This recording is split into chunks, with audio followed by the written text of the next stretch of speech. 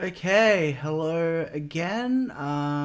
In this video, I'm going to be recording a song. So, I'll try not to make it too long. I'll probably record the song over a couple of days. So, I guess I'll probably cut it up into different parts for different sections that I'm kind of recording. I guess that kind of makes sense to me.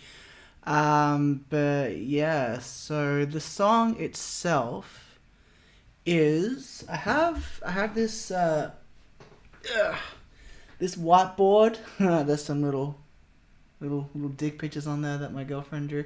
Um, this has a list of all of the songs that I plan to record for this album. So the one that I'm going to be working on today is number four. I've already figured out the track listing for the album. For me, I think that a really cohesive and kind of, I don't know, seamless track listing for songs is really important for a good album. So I've kind of worked out how I think they should all fit together, how to mix up all the different moods of songs so there's no really kind of dull moments and just to kind of break them up a little bit more.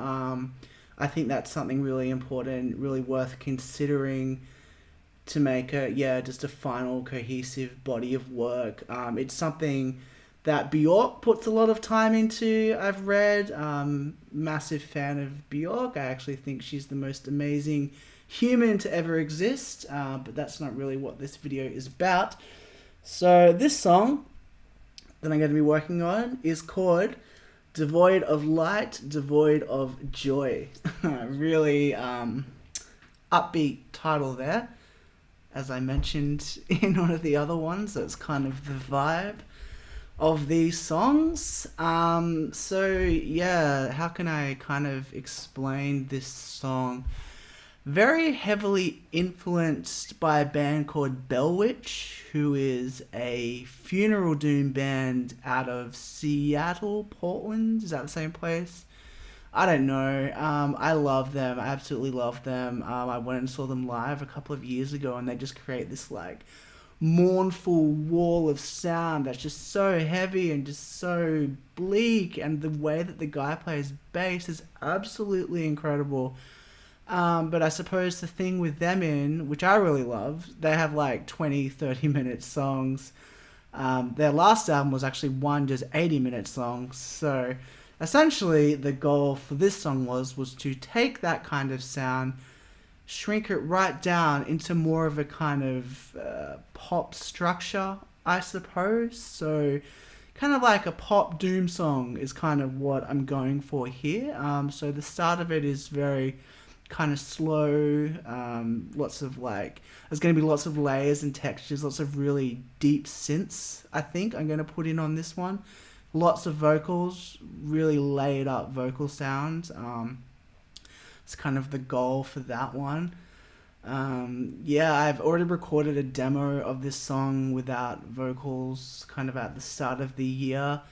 So the writing process for this was actually pretty long. So I started writing this song when I was in one of my down times of not writing music. And it's kind of the song that got me back into working on stuff. So the song probably took me about 6 months to write overall, which is really strange for me because I tend to write songs quite quickly. I really like to kind of capture that energy and that initial emotion that is there. But I guess for all of these songs on a whole, I'm really maybe it's something that has just come with age. I'm just really just refocusing everything, and the process is a bit slower. So I'm putting a lot of time and energy into writing lyrics for stuff. Yeah, so it's um, sorry, I'm just trying to think of the best way to kind of explain this song.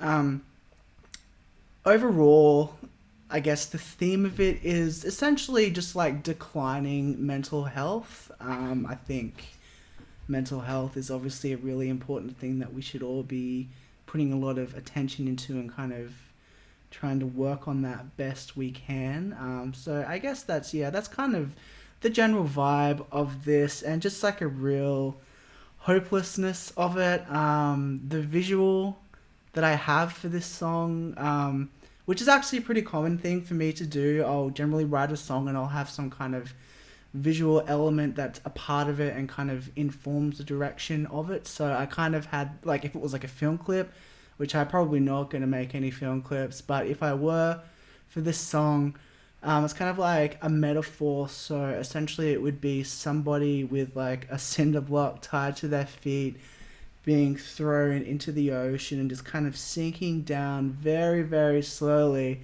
and kind of seeing the light disappear. That's super bleak, so yeah, I think that's hilarious for me. And obviously that's where the whole Funeral Doom influence comes from as well. So, but yeah, putting that into more of an accessible package, I suppose. So, yeah, the first half, pretty doomy, then it's got like a bit of a breakdown type thing, and then an end where the vibe kind of totally changes. It probably gets into more of maybe like Smashing Pumpkins territory, maybe. I'm not really sure. And then at the end, it kind of slows down again. So I'm pretty excited to get this thing recorded properly. I think it's going to sound pretty good. I think anyway. I think I should hopefully be able to get a pretty good sound out of it. So yeah, that's essentially where I'm going to start today. I have been procrastinating on this song for a couple of weeks. I'm not really recording them in the same order as what they're written down in. So yeah, I think I just need to start it. Sometimes I think the best way for me to work as well is how I kind of choose which song I'm going to work on next. Sometimes if it gets stuck in my head, so if it's stuck in my head for a couple of days, that's generally how I'll figure out what the lyrics and stuff are going to be. Like usually I'll walk around and just kind of think about it, and I'll kind of write down ideas on my phone or something. And that's generally how I tend to write. So yeah, that hopefully that's interesting to you.